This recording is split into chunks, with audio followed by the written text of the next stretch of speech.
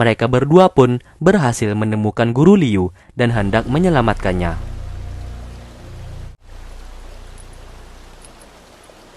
Mereka yang akan keluar dari penjara itu justru bertemu dengan Suan yang sudah menghadangnya. Namun siapa sangka Suan tidak menangkapnya dan malah ia membantu mereka berdua untuk menyelamatkan Guru Liu. Di luar, saat ini Permaisuri Bunga secara pribadi datang ke penjara air untuk menangkap pemberontak yang berencana melepaskan Guru Liu. Di dalam penjara, pasukan yang menjaga langsung menyerang mereka berdua. Lagi-lagi, Suan datang ke sana dan berpura-pura melawan mereka, padahal ia sebenarnya memberikan celah untuk mereka agar bisa kabur.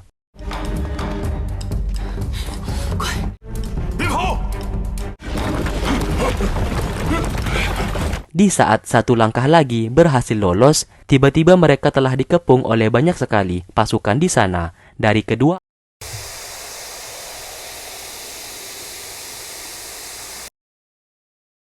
Ternyata yang menyerang mereka adalah Bambang bersama pasukannya. Alhasil mereka pun bertarung di sana. Sedangkan Suan melihat dari kejauhan karena ia tak bisa ikut membantu.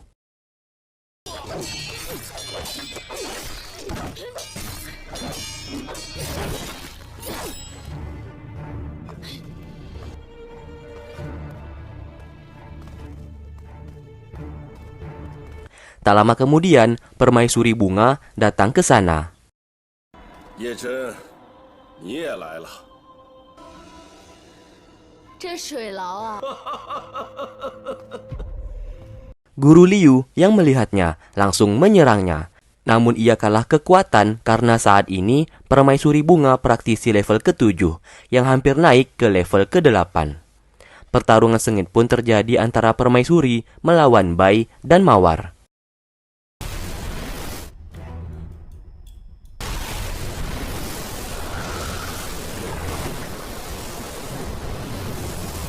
Di waktu bersamaan, pengawas Ye sudah bersiap di atas kapal untuk menjemput mereka di penjara air saat ini.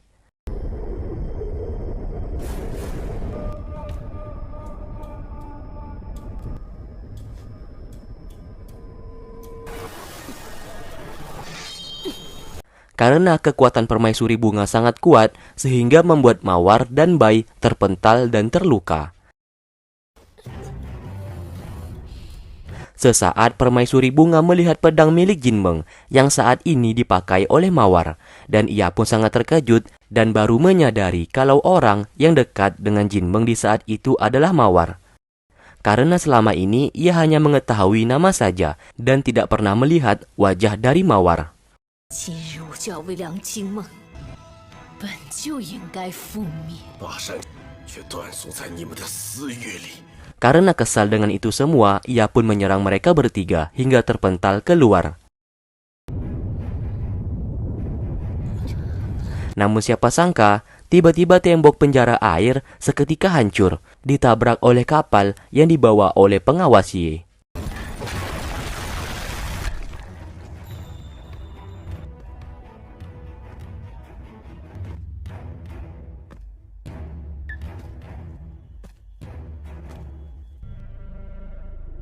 我叶策冷忠于大恒，从未有变。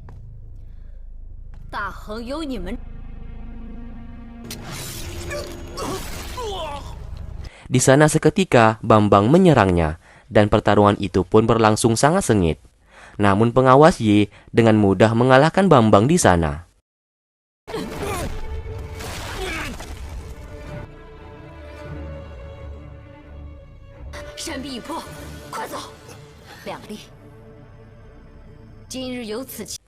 Ia pun menyelamatkan mereka bertiga dan menyuruh mereka segera pergi menggunakan kapal yang ia bawa.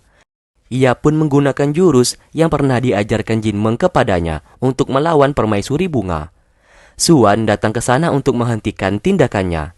Lalu sesaat, pengawas Ye mengatakan kepada Mawar untuk menjaga baik-baik gurunya saat ini.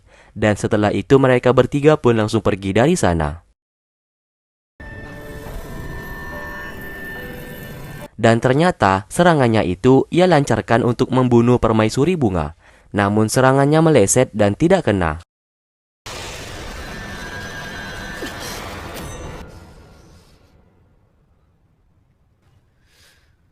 Namun siapa sangka, Bambang yang telah bangkit kembali langsung menusuknya dari belakang, yang membuat ia sekarat dan jatuh di pelukan Suwan. Melihat hal itu, Suwan hanya bisa terdiam, menahan rasa sedihnya karena wanita yang ia cintai tewas di pelukannya saat ini. Singkat cerita, kini mereka berhasil lolos dan Guru Liu diobati lukanya di perguruan pedang Misan milik Bai Li.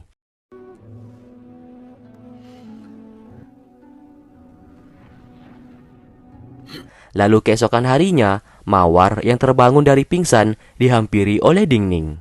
Di sana Mawar mengatakan kalau ia merasa bersalah telah membawa Dingning untuk misi balas dendam, karena bagaimanapun juga Dingning hanyalah sebuah penerus dari Jinmeng, sedangkan dirinya merupakan sahabat dekat dari Jinmeng. Ia tak ingin Dingning menanggung segala resiko dalam menjalankan misi balas dendam tersebut.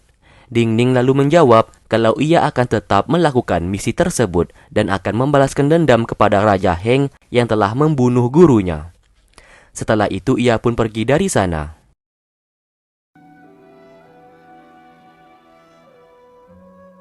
但你是最不应该卷入这场恩怨当中的人。遇见梁景梦才，已经有太多人为此付出了。仅此一役。你重伤未愈， Guru Liu akhirnya merasakan bebas selama 10 tahun berada di dalam penjara air. Bai Li di sana berkata jujur kalau sebenarnya Jinmeng saat ini masih hidup dan bereinkarnasi menjadi seorang pemuda yang bernama Dingning. 心中觉得霸山未忘，为利益叛变。 这过去的人，我说的不是梁静梦。 宗主又愿意收留我的， 旧怨的确是早已经一笔， 秦梦， 真的是置之甚少。 Lalu tak lama kemudian, Dingning datang ke sana dan memberikan salam kepada mereka berdua. 军师， Sesaat mereka mendapatkan informasi kalau saat ini pengawas Ye sudah tewas. Mereka pun menjadi sangat terkejut setelah mengetahui berita itu. Di lain tempat, Mawar mengingat pengawas Ye sempat mengatakan kepadanya untuk menjaga gurunya baik-baik. Ia pun merasa heran karena Jinmeng sudah tewas 10 tahun yang lalu, tapi kenapa ia diminta untuk menjaganya?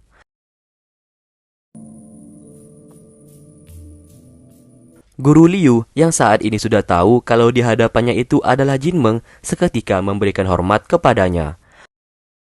Mawar yang datang ke sana seketika melihat Guru Liu memberikan hormat kepada Dingning. Hal tersebut membuat ia curiga kalau selama ini Dingning adalah Jinmeng. Oleh karena itu ia menghampirinya dan mengajak Dingning untuk berbicara empat mata. 我有话跟你说。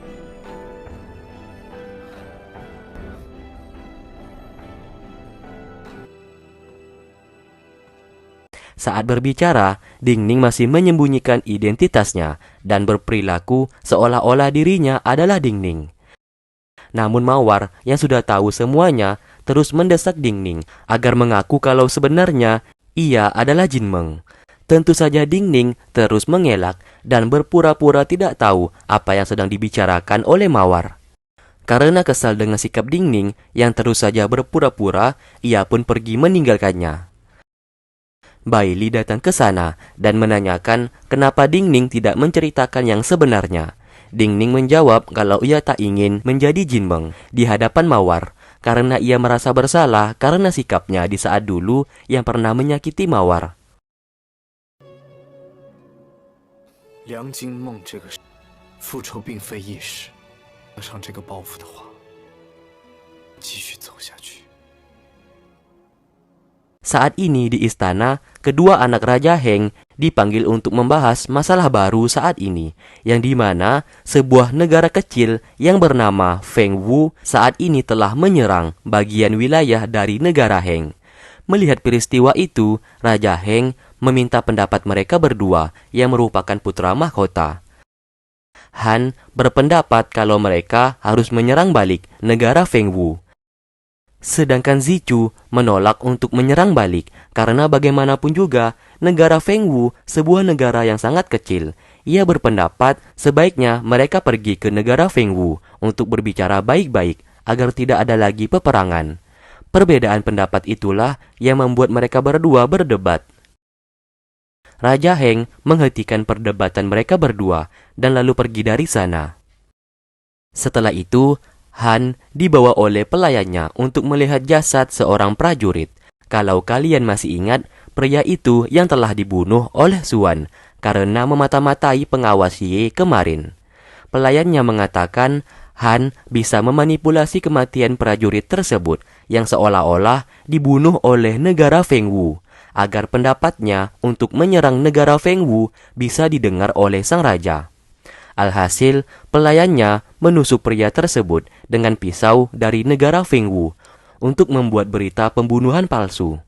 Setelah itu, pertemuan di istana mulai berlangsung. Raja Heng menanyakan kepada petinggi kerajaan respon para warga yang mengetahui kalau penjara air telah dibobol oleh pemberontak dan Guru Liu berhasil kabur. Petinggi kerajaan menjawab kalau para warga saat ini sangat heboh dan menganggap penjara air tidak kokoh karena bisa dibobol oleh pemberontak. Han memanfaatkan kesempatan itu dan berkata untuk menyerang negara Feng Wu karena apabila melakukan hal tersebut, maka kasus mengenai penjara air bisa teralihkan dengan penyerangan tersebut. 百姓苦不堪言，无端再生一战，绝不可沾沾自喜，否则百姓被受敌。 Bukti diperkuat dengan adanya sebuah pisau belati dari negara Feng Wu, dan Han berkata salah satu prajurit negara Heng telah terbunuh menggunakan pisau belati itu. Mendengarkan hal tersebut, Raja Heng lalu memberikan perintah kepada Han untuk menjadi pemimpin dalam menyerang negara Feng Wu.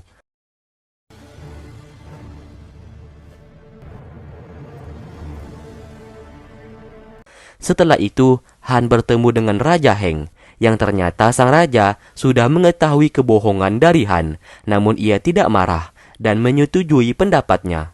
Han yang merasa mendapatkan dukungan itu menjadi sangat senang. 孩儿告退。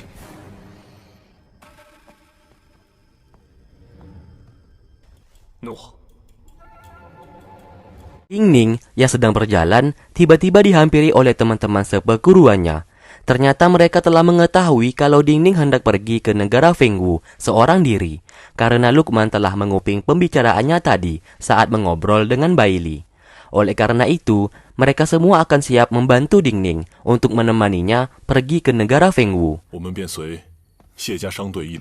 Melihat teman-temannya memiliki semangat api yang membara, Dingning akhirnya mengizinkan mereka semua untuk pergi bersamanya esok hari.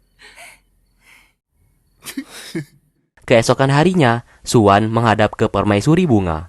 Permaisuri menanyakan masalah Dingning dan Mawar, karena yang ia tahu, Mawar merupakan orang yang masuk ke dalam penjara air untuk menyelamatkan Guru Liu, dan ia melihat pedang milik Jin Meng di saat itu digunakan oleh Mawar. Ia pun curiga kalau Dingning merupakan penerus dari Jin Meng. Secara, Dingning dan Mawar merupakan keluarga. Xuan meyakinkan permaisuri bunga kalau Dingning bukanlah penerus dari Jin Meng, karena waktu dulu ia pernah menggunakan jurus pembaca pikiran, dan ia memastikan Dingning bukanlah orang yang dianggap penerus tersebut. Lalu permaisuri bunga memberikan perintah, karena Dingning saat ini sudah mempelajari ilmu penyambung nyawa, maka ia juga saat ini menginginkan ilmu tersebut. Dan Xuan harus membantunya. Singkat cerita, Dingning bersama yang lainnya telah tiba di perbatasan dan sedikit lagi tiba di negara Feng Wu. Selanjutnya, mereka harus berjalan kaki untuk bisa sampai ke sana.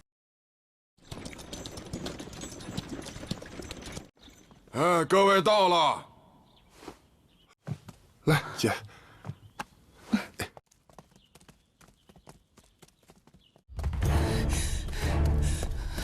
Mereka pun melanjutkan perjalanan. Namun tiba-tiba mereka tak sengaja bertemu dengan seorang wanita yang sedang dikejar-kejar oleh pasukan dari negara Fengwu. Melihat hal tersebut, Jian Li bersama Lukman menghadapi pasukan di sana dan berhasil mengalahkannya.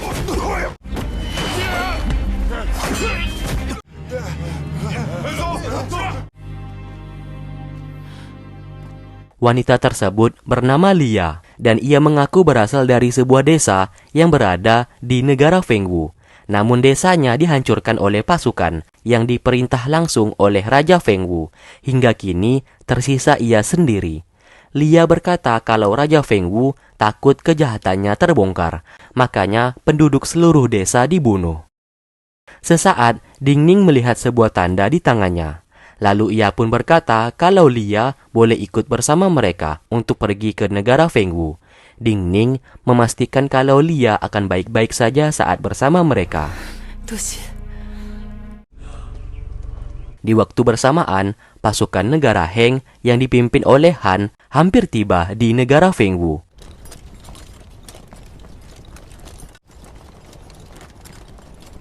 Salah satu pasukan memberikan informasi kepada Raja Fengwu kalau pasukan negara Heng hampir saja tiba. Mendengarkan hal tersebut, sang raja menyuruh pasukannya untuk bersiap-siap. Raja Fengwu saat ini sangat berani melawan negara Heng karena dirinya mendapatkan bantuan dari negara Xian untuk berperang melawan negara Heng. Di lain sisi, salah satu wanita memberikan informasi kalau Lia gagal ia tangkap. Hal tersebut membuat petinggi dari negara Fengwu menjadi kesal, dan ia mau Lia harus ditangkap secepatnya. Namun sebelum itu, ia memberikan surat yang dimana surat itu harus diberikan kepada pasukan negara Heng yang sebentar lagi akan tiba. Surat pun diantar, dan Bambang yang menerima surat tersebut hendak membacanya. Namun Han langsung keluar dan meminta surat tersebut. Di sini terlihat Bambang seperti kurang menyukai sikap dari Han. Setelah membaca isi surat itu, seketika Han meminta Bambang untuk berkemah di sana dan menghentikan perjalanan mereka sementara waktu. Bambang hanya bisa diam dan menerima perintahnya. Lalu, Zichu sangat marah dengan sikap konyol dari Han yang main asal menghentikan perjalanan. Ia khawatir kalau negara Fengwu akan menyerang mereka di saat mereka sedang lengah. Karena apabila itu benar-benar terjadi, maka pasukan negara Heng akan mati sia-sia. Hal itu membuat Han menjadi marah dan berkata kalau pemimpin pasukan saat ini adalah dirinya, dan Zichu tidak boleh mengatur.